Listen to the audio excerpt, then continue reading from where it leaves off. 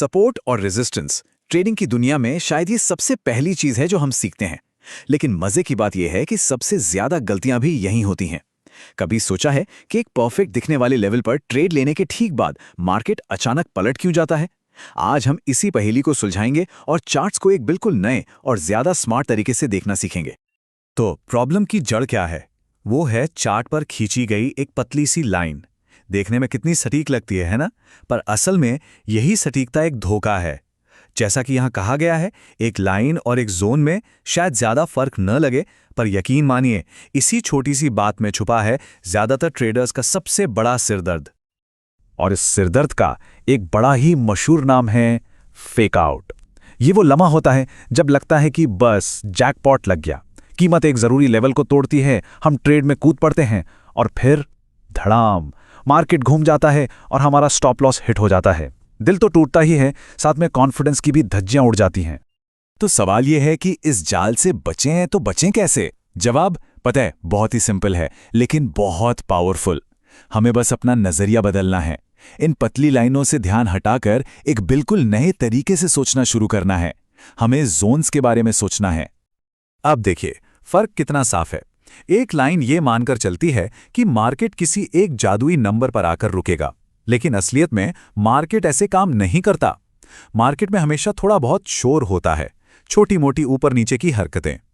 एक जोन इस शोर को अपने अंदर समा लेता है। समझिए, ये एक शॉक एब्जॉर्बर की तरह है जो हमें मार्केट की असली कहानी दिखाता है, न कि कोई परफेक्ट तस्वीर।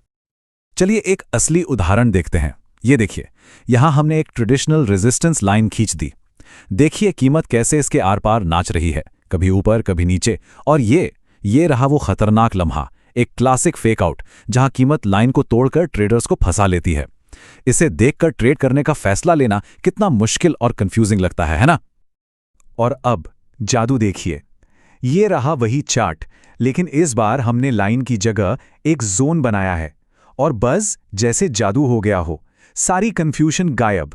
जिसे हम पहले फेकआउट समझ रहे थे, वो अब जोन के अंदर की एक मामूली सी हरकत लग रही है। जोन हमें दिखाता है कि असल में खरीदारों और विक्रेताओं की लड़ाई किस एरिया में हो रही है। तस्वीर एकदम क्रिस्टल क्लियर हो जाती है। तो सवाल यह है कि ये जोन बनाए कैसे जाते हैं? क्या कोई रॉकेट साइंस है? नहीं, बिल्कुल नहीं। तरीका बहुत सिंपल है। सबसे पहले चार्ट को थोड़ा जूम आउट करके बड़ी पिक्चर देखिए। सिर्फ उन लेवल्स पर फोकस करें जहां से कीमत ने जोरदार रिएक्शन दिया है। फिर बस एक ऐसा बॉक्स बनाइए जो कैंडल्स की बत्तियों मतलब विक्स और उनकी बॉडीज दोनों को कवर कर लें। और एक बात हमेशा याद रखनी है, क्वालिटी क्वांटिटी से कहीं ज्यादा जरूरी है। कुछ मजबूत जोन्स दर्जनों कमजोर लाइनों से लाख गुना बेहतर हैं। लेकिन रुकिए, बात सिर्फ बॉक्स बनाने की नहीं है। हमें यह भी समझना होगा कि आखिर ये जोन्स काम क्यों करते हैं। और इसका जवाब छिपा है इंसानी दिमाग में, यानी कि साइकोलॉजी में। समझिए कि हर जरूरी लेवल पर 3 टीमों के बीच एक मैच चल रहा होता है। पहली टीम है खरीदारों की, जो चाहते हैं कि कीमत ऊपर जाए। दूसरी टीम है विक्रेताओं की, जो चाहते हैं कि कीमत नीचे गिरे। और एक तीसरी टीम भी है जो साइडलाइन पर बैठकर देख रही है और फैसला नहीं कर पा रही।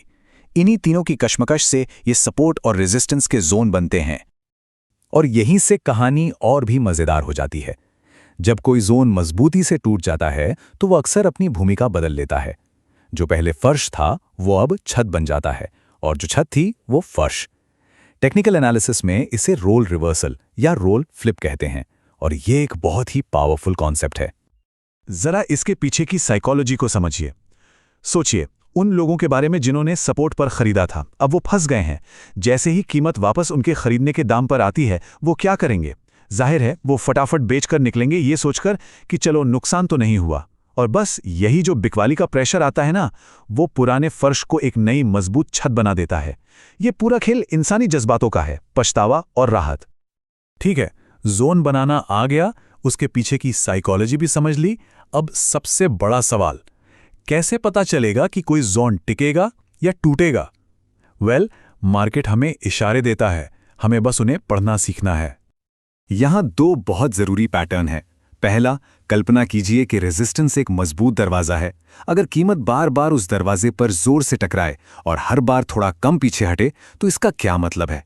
इसका मतलब है कि खरीदार हिम्मत नहीं हार रहे हैं, वो और जोर से धक्का दे रहे हैं। और बहुत जल्द ये दरवाज़ा टूटने वाला है। ठीक इसका उल्टा सपोर्ट पर होता है। अगर कीमत सपोर्ट के फर्श के पास है और हर उछाल पहले से छोटा होता जा रहा है, तो समझिए कि विक्रेता हावी हो रहे हैं। एक और बहुत बड़ा सुराग है जब कीमत किसी जोन से चिपक जाती है।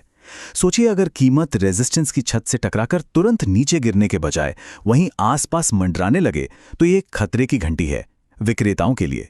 इसका मतलब है कि बेचने वालों की ताकत खत्म हो रही है और खरीदार जल्द ही कंट्रोल ले सकते हैं। चलिए अब एक कदम और आगे बढ़ते हैं और बात करते हैं एक प्रो लेवल कॉन्सेप्ट की।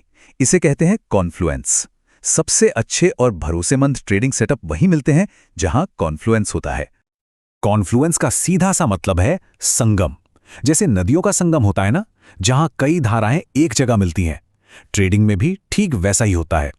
ये चार्ट पर वो खास जगह है जहां कई अलग अलग टेक्निकल कारण एक साथ आकर एक ही तरफ इशारा करते हैं। तो ये संगम किन किन चीजों से बन सकता है? अरे बहुत सी चीजों से। हो सकता है एक पुराना सपोर्ट रेजिस्टेंस का जोन हो और ठीक उसी जगह से एक ट्रेंड लाइन भी गुजर रही हो, या फिर हो सकता है कोई मूविंग एवरेज भी वहीं आ जाए। नियम सीधा है, जितने ज्यादा कारण एक ही जगह पर इशारा करें, वो लेवल उतना ही मजबूत और भरोसेमंद हो जाता है। तो मुद्दा ये है कि सिर्फ एक चीज पर भरोसा नहीं करना है। स्टैटिक लेवल्स मतलब जो फिक्स्ड हैं, जैसे पुराना हाई या लो, और डायनामिक लेवल्स मतलब जो चलते रहते हैं, जैसे मूविंग एवरेज या ट्रेंड लाइंस। जब ये दोनों एक साथ मिलते हैं तो सिग्नल की ताकत कई गुना बढ़ जाती है। तो अभी तक हमने जो भी बातें की उन्हें एक साथ जोड़ते हैं। इसे एक सिंपल 4 स्टेप के एक्शन प्लान में बदलते हैं, जिससे कोई भी अपनी ट्रेडिंग को बेहतर बनाने के लिए इस्तेमाल कर सकता है। ये रहा आपका 4 स्टेप का फ्रेमवर्क। पहला कदम, लाइनों को भूल जाइए, जोन में सोचना शुरू कीजिए। दूसरा, कीमत की कहानी पढ़िए, यह समझने की कोशिश कीजिए कि कंट्रोल में कौन है, खरीदार या विक्रेता। तीसरा, कॉन्फ्लुएंस के उन जादुई एरियाज को ढूंढिए जहां सब कुछ एक साथ आ रहा हो। और चौथा और सबसे जरूरी, कभी भी जल्दबाजी मत कीजिए, हमेशा ब्रेकआउट के कंफर्म होने का इंतजार करें।